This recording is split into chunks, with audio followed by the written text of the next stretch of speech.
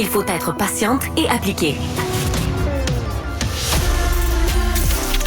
Marie Montpetit, de la musique aux oreilles. C'est le moment de notre rencontre avec Karine Gagnon, chroniqueuse politique au Journal de Montréal et au Journal de Québec et directrice adjointe de l'information au Journal de Québec. Salut Karine. Salut Marie. Bon, Karine, Bruno Marchand, tu sais que je recevais tout juste en entrevue, tu l'as entendu. Écoute, il réagit très, très fortement sur la question de l'itinérance, veut mettre un sommet en place sur l'itinérance, dit qu'il y a un enjeu parce que le gouvernement du Québec, entre autres, est complètement immobile là-dedans, fataliste, puis il s'implique pas assez. Puis c'est les villes qui sont pognées avec ça, là. Oui, effectivement. Puis c'est intéressant parce que moi, je l'avais accompagné, M. Marchand, lors de la mission de la ville en Finlande au printemps dernier. La Finlande, tu sais qu'ils avaient un objectif d'itinérance zéro. Ils sont passés de 17 000 itinérants en 1987 à 4 000 à ce jour. Puis on a visité des organismes, on a vu les façons de faire là-bas. Et c'est vrai que quand tu regardes ça, on a vraiment beaucoup à faire, puis ça peut plus continuer parce qu'on voit que dans même des petites villes comme Granby, tout ça, c'est rendu qu'il y a des problèmes d'itinérance. Puis moi, je regarde à Québec, de la manière dont la situation a évolué depuis les dernières années, ça va vraiment pas dans le bon sens. Là, il y a certains quartiers où c'est quasiment épeurant de se promener parce que t'as toutes sortes de scènes là, que tu veux pas voir ou en tout cas, je pense qu'il faut s'organiser pour mieux venir en aide à ces gens-là, puis que ça devrait pas être acceptable non plus. Puis moi, je m'étais beaucoup préparée en vue de cette mission-là, puis j'avais parlé à plein de gens. Puis ce qu'on me disait, c'est que entre autres, le gouvernement, il se fixe pas de cible, il y a pas d'objectif, il y a pas de concertation ou très peu. Il y a surtout beaucoup en fait, pas du tout de documentation, à part aux 3 à 5 ans, là, tu sais, alors qu'en Finlande, on fait le décompte à chaque année.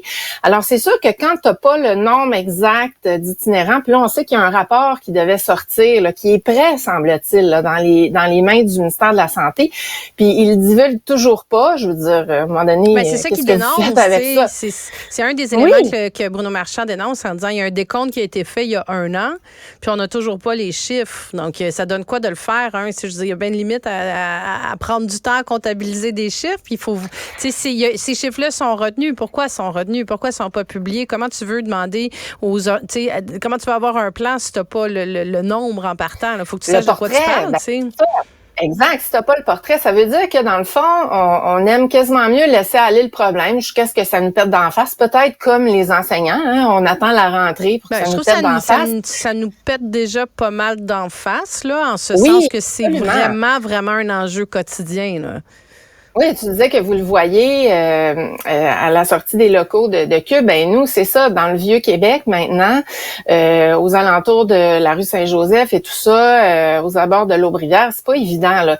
Puis le maire est arrivé avec des cibles ambitieuses, il avait parlé d'itinérance zéro. Bon, puis là, après ça, il s'est fait reprocher là que c'était trop long, mais c'est sûr que les villes, avec les budgets qu'ils ont, les revenus qui proviennent essentiellement des taxes, puis toutes les responsabilités qui reviennent dans leur cours, ils peuvent pas penser régler elles-mêmes le problème. Alors, il faut que le gouvernement intervienne. Tu sais, il n'y a pas tard sur une partie quand il dit les organismes communautaires, là, ça relève du gouvernement. Tu sais, je veux dire, qui s'occupe de l'itinérance? Là? Oui, tu as une question de sécurité, je vais dire comme ça, parallèle, mais si tu veux gérer l'enjeu, ça c'est un plaster autour, là, la question de la sécurité puis de la police, tout ça. Si tu veux prendre en charge, accompagner des gens qui sont dans un contexte d'itinérance, ça reste que ça passe par les organismes communautaires. Les organismes communautaires, ça relève de qui? Ben, ça relève du gouvernement du Québec, tu sais, ça relève de Lionel Carman.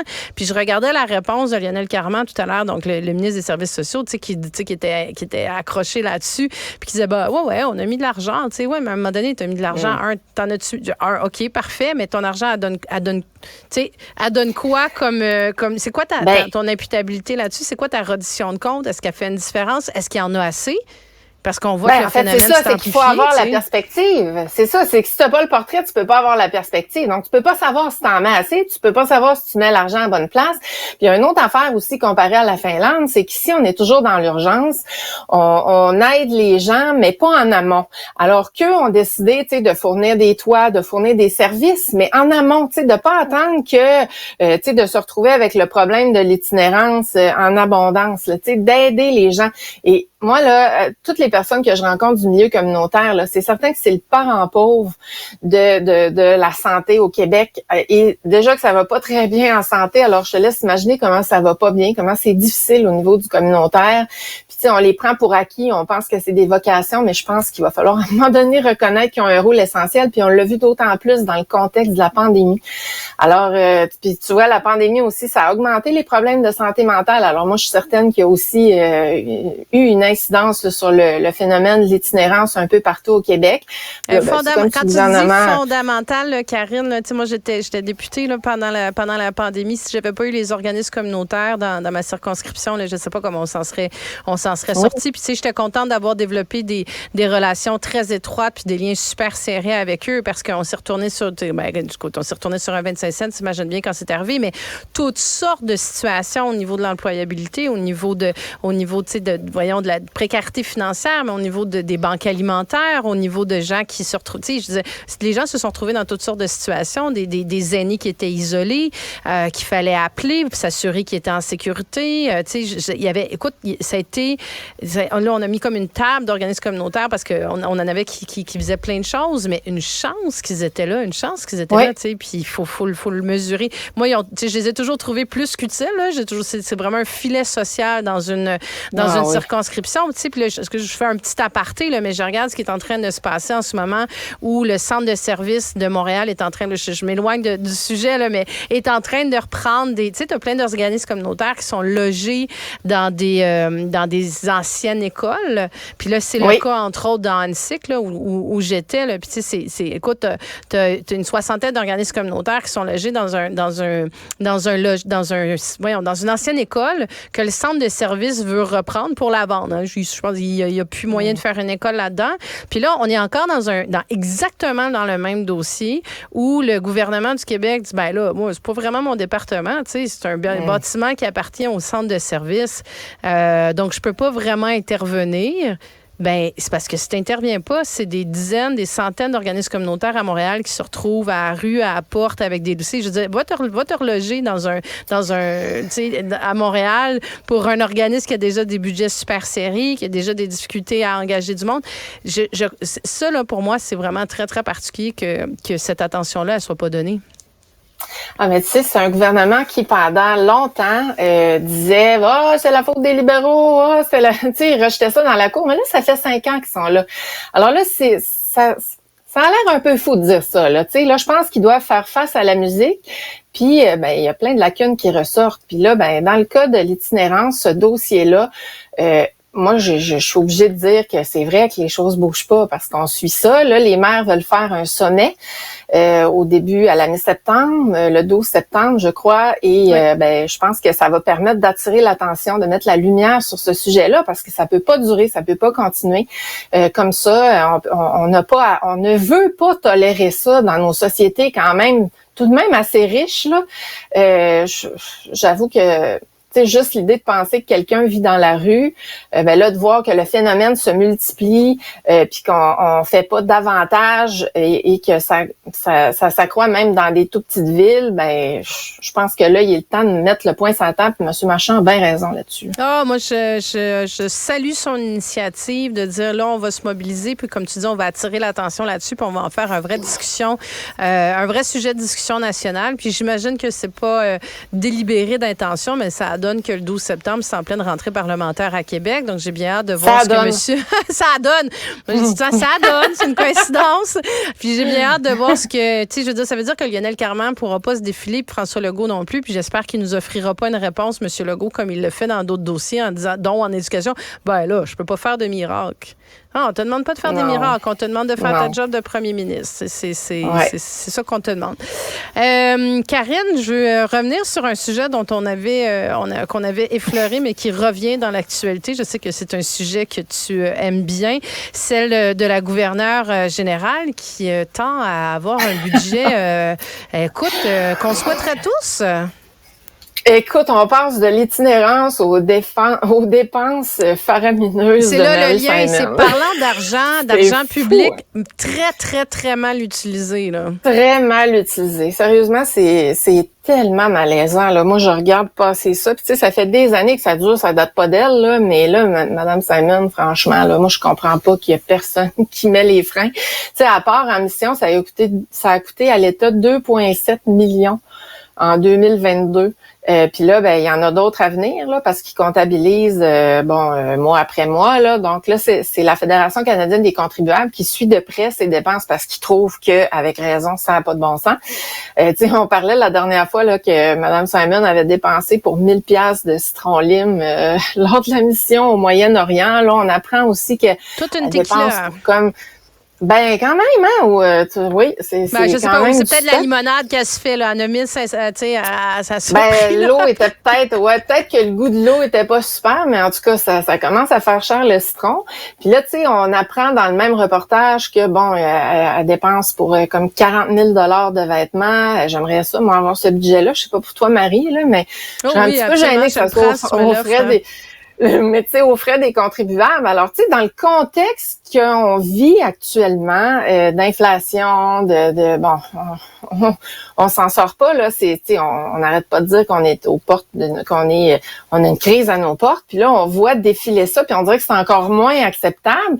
Et surtout, c'est de se demander, mais à quoi sert cet argent-là? Tu sais, quand elle part en mission somptueuse comme ça avec, on dit qu'elle emmène, tu sais, son mari, des secrétaires, des adjoints, quelles sont les retombées de ça? Parce qu'elle n'est pas redevable, ce n'est pas une élue. Donc, qu'est-ce que ça apporte concrètement aux contribuables? C'est là, moi, que ça me... Si tu me poses la là, question, moi, je peux plus. pas. Je te dis tout de suite, Karine, je ne peux pas répondre à cette question-là. Je suis, je me pose les mêmes questions, là. Ça me Ben, je pense que fascine. tout le monde se les pose. Mais oui, tout le monde se les pose. C'est extrêmement choquant.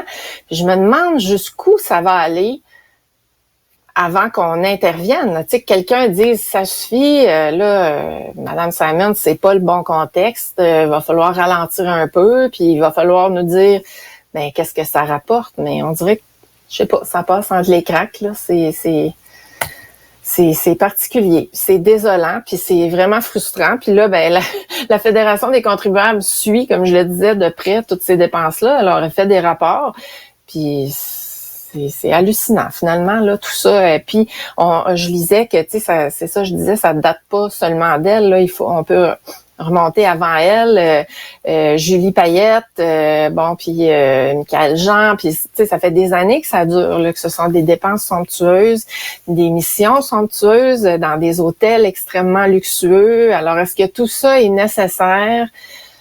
Et je pense qu'il y a pas grand monde qui peut conclure que oui là.